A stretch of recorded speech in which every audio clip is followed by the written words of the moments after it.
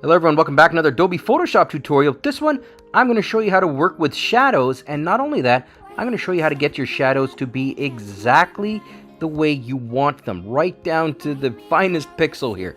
Take a look at this. Here is the original shot. It's quite nice. You'll see some shadows here on the left side of her face, or if you're looking at it straight on the right side.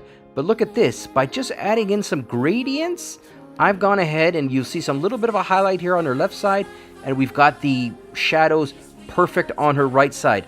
Not only that, I'm going to show you how to dial it in so you can bring the shadows exactly the way you want them. I'm going to show you step by step. Let's start from scratch. Alright, so the first step here, we've loaded up an image here. This is just a default stock image I got off Pexels.com. It's free to use. The next step is I'm going to go over to the left side here. I'm going to go to my quick selection tool.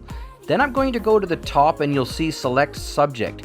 Click on that down arrow and then you get two choices, device or cloud. I'm going to make sure the check mark is beside cloud.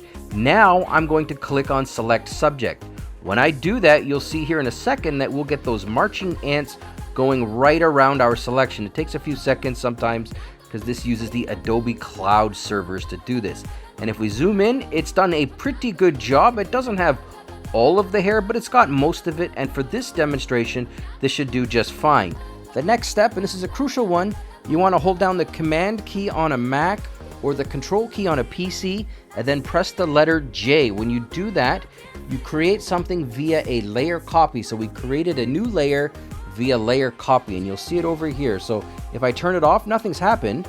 It's still there, but it's a second layer, but it's only of the lady here. And if I turn the bottom layer off, you'll see that there. So now we're going to start working with gradients. I'll show you how to do that next. Alright, so now we're going to go ahead and start doing the gradients. Now before we go, I'm going to go to the left side here on the toolbar and you'll see gradient. When I select that, you'll see up at the top here that I've got the gradient tool selected by the check mark beside gradient.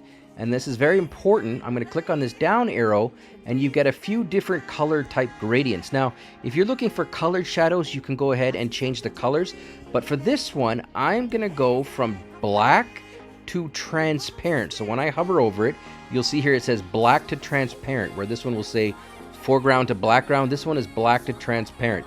This is what you want. If you don't see it, you may have to switch these colors over here by hitting this double arrow. And then again, going up here, black to transparent. I'm going to click on that, and now watch this. Again, making sure you're selected on the top layer. I'm just going to start testing it out. I'm just going to select my little cursor over here, and then I'm just going to drag it to the left. And when I do that, you'll see here that we're creating shadows. However, we're creating shadows across the whole image. So it's applying to all layers, including the bottom layers.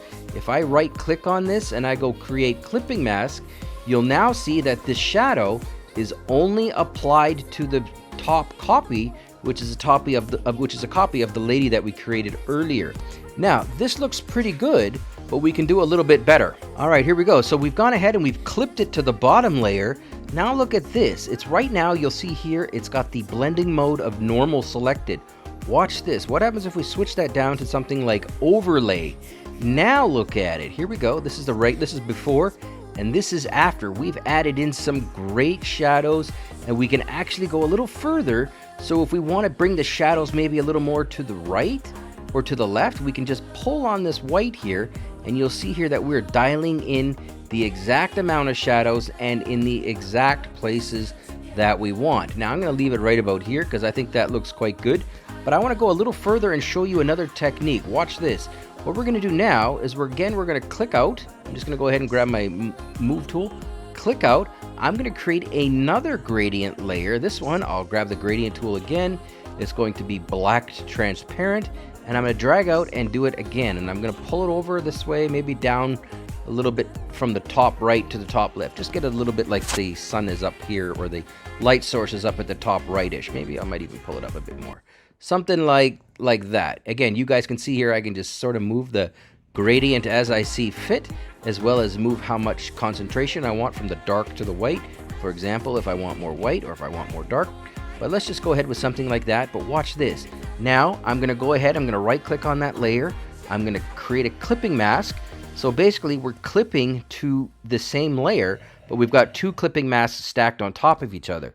Now I'm going to change the gradient mode from overlay, which is what we used in the last one. This one, I might want to use something like this.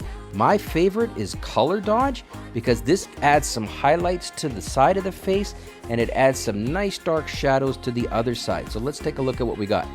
Here's the original shot right here. Then we created a copy of the lady and we made a layer via copy.